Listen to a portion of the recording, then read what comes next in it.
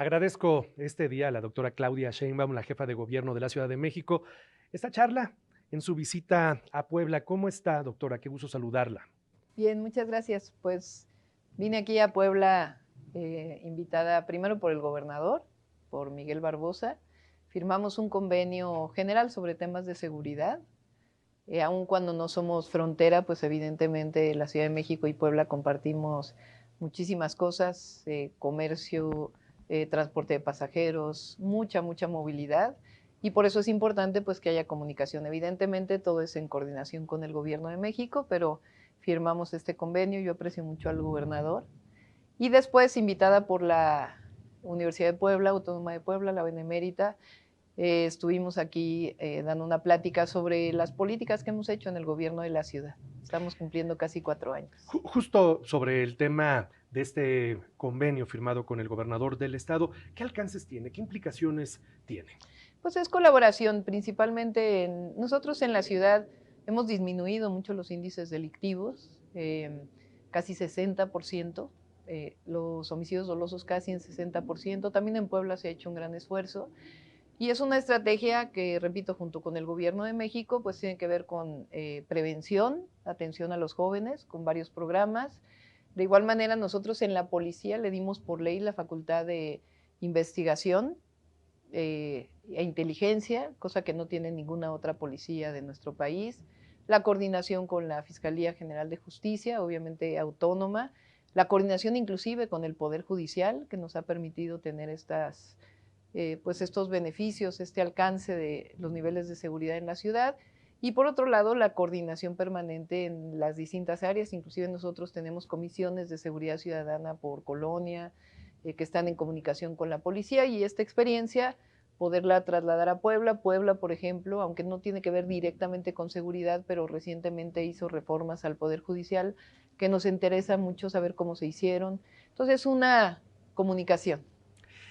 Uno de los temas que en algún momento, en algún futuro, tendrá que analizar el gobierno de México, pero también Ciudad de México y Estado de Puebla, es el tema de la comunicación por carretera en una autopista que de repente se vuelve Sí, muy saturada, imposible, muy imposible. saturada, es cierto.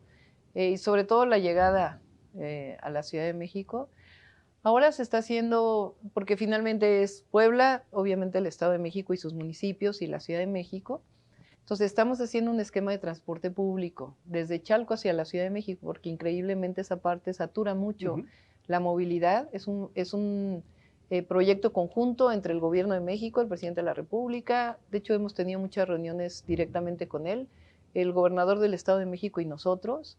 Es un transporte por trolebús que viene desde Chalco, se conecta a la ciudad y llega hasta el metro de la Ciudad de México, y nosotros creemos que con ello va a disminuir mucho la entrada a la ciudad, que es una de las partes antes del Puente de la Concordia, que tiene pues mayor afectación en las carreteras. Y el tema de las casetas también, que es un tema complejo, pero es algo que por supuesto vamos a estar platicando, y obviamente con la Secretaría de ahora se llama Infraestructura, Comunicaciones y Transportes. Ha estado recorriendo recientemente el país, los estados de la República Mexicana. Cómo siente a México? ¿Cómo siente a los mexicanos, doctora? Pues yo lo siento muy entusiasmado, siento mucho entusiasmo en el país. Hay mucho cariño al presidente López Obrador. Por supuesto, también hay quien no concuerda con él. Pero, por ejemplo, este tema de que se habla de la polarización, Ujú. yo creo que es un tema que tiene que ver más con temas que se discuten en los medios, más que realmente lo que siente la gente. Yo veo más bien gente muy animada, contenta, que está contenta con lo que está pasando en el país y que quiere que siga esta transformación. Justamente este tema, ahí quería llegar al tema de Ajá. la polarización que de repente podría percibirse. ¿Hay alguna manera en el futuro corto, mediano, de tratar de limar esas asperezas que puedan haber surgido en este país? Sí, a ver, yo creo que hay que ponerlo en su justa dimensión. Eh, lo que tenemos hoy es, primero, una libertad de expresión enorme. Ujú, Cada quien ujú, puede ujú, decir lo que quiera. ujú. Medios de comunicación, reporteros, periodistas. Por supuesto que tenemos el problema de violencia hacia los periodistas, pero no viene del Estado, viene más bien pues, de la situación que violencia que se vive en algunos lugares. Pero en realidad hay completa libertad de expresión. Antes, en los gobiernos anteriores, había un periodista que hablaba muy mal del gobierno y hablaba por teléfono el coordinador de comunicación social de Presidencia para evitar que estuviera en tal medio o hacerle la vida imposible para que pudiera renunciar. Hoy hay libertad de expresión. Y así como hay libertad de expresión por parte de periodistas, de personas que están en contra del presidente, pues también hay libertad de expresión del presidente. Es decir, si lo critican todos los días, pues él evidentemente también dice su posición en todas las mañaneras. Es una forma de gobierno distinta. Eso no quiere decir que la gente esté polarizada, desde mi punto de vista, sino más bien que se abrió un debate sobre los proyectos de nación. Yo creo que al final todos y todas estamos por un México con justicia, por un México con democracia, un México con libertades, pero también estamos de acuerdo en que haya discusión política, cosa que a lo mejor antes no estábamos acostumbrados a ello y por eso le llaman polarización, que en realidad no hay polarización social. La polarización social la crearon las desigualdades del pasado, no la creó este gobierno. Entonces yo creo que más bien pues hay que estar acostumbrados al debate. El presidente usa frecuentemente la expresión de benditas redes sociales. Sí. Claudia Sheinbaum coincide con que son benditas las redes sociales. Sí, digo, las redes sociales también tienen su parte, algunas, no todas. Cada red social tiene sus características. Twitter, por ejemplo, pues sí se caracteriza por mucho anonimato y muchos bots que generan mucho odio, que eso creo que está mal. Y además mucho comprado, ¿no? Que pues, no ayuda, por supuesto, al debate público. Los medios de comunicación tienen una función, pero también es importante que los gobernantes tengan una comunicación directa con el pueblo. Las redes sociales que permiten eso, que no haya una intermediación, que el presidente de la República se pueda comunicar todos los días con quien quiera escucharlo. Antes pues era solamente a través de los medios masivos de comunicación, que repito, cumplen una función, pero también es importante esa comunicación directa. Como también es importantísima la comunicación de territorio directo con la gente. Pero por eso creo yo que son benditas redes sociales. ¿Cómo hace Claudia Sheinbaum para entrar en este diálogo, en este debate también con los jóvenes en México, en un momento en el que la juventud de hoy es muy diferente incluso a la juventud de hace 10 años, ¿no? Sí, sobre todo por las redes sociales y por pues, el vínculo con el teléfono que permite pues, una cantidad de comunicación que antes no existía, ¿no? A ver, y también hay que decirlo con un momento, porque a veces se nos olvida que vivimos 2 años de pandemia, en donde pues no fueron a la escuela niños, niñas, jóvenes y tenían clases a distancia. Entonces, pues eso evidentemente tiene sus implicaciones. A ver, yo siempre he pensado, fui así de joven y quiero que así sean los jóvenes de México, las y los jóvenes de México, que participen, que sean parte de la vida pública, que participen en sus escuelas, que participen en las calles, que participen, que no vean la historia pasar desde la ventana, que sean partícipes y que sean protagonistas, que se enteren, que conozcan, que vean la realidad que se está viviendo, que no solamente es la realidad del TikTok, no solamente es la realidad de los videojuegos, que también hay muchos jóvenes que están ahí, sino que vean la realidad de su país y que se involucren y que transformen la realidad. ¿Cómo involucrarlos? Porque sí, de repente sucede eso. Es decir, el joven ve y a veces ni siquiera se da cuenta a profundidad de lo que está viendo. ¿Cómo involucrarlos? ¿Cómo pues que sean parte de la vida pública y también las y los jóvenes no están en las mismas condiciones todos, que es parte de pues, las desigualdades sociales que se crearon durante mucho tiempo en nuestro país. Entonces, pues llamarlos a la participación y convocarlos a ser parte pues, de este gran movimiento de transformación. Comenzamos hablando del tema de seguridad. ¿Sí es Batman su secretario de seguridad? A ver, lo que es, yo creo que es un hombre íntegro.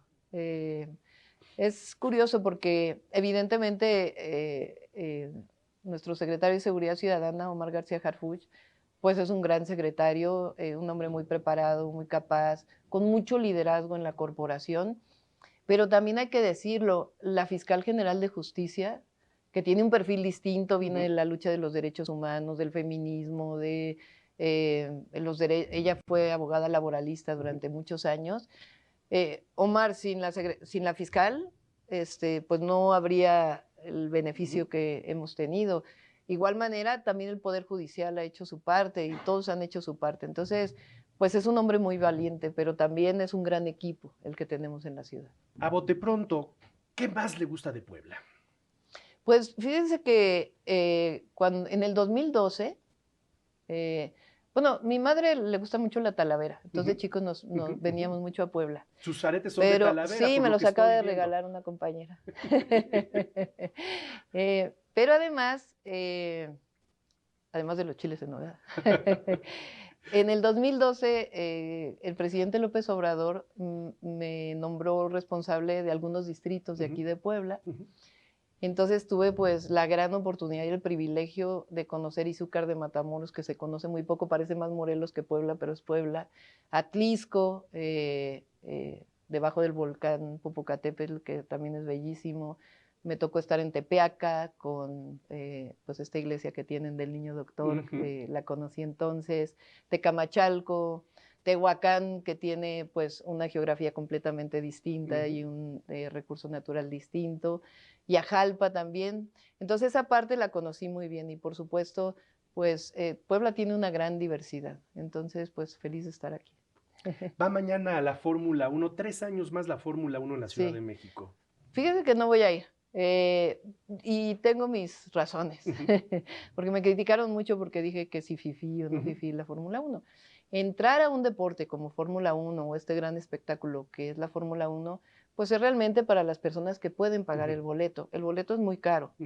Entonces, normalmente al gobierno de la ciudad le regalan cerca de 2,500 boletos. ¿Qué hacían antes? La repartían entre sus amigos, los servidores públicos.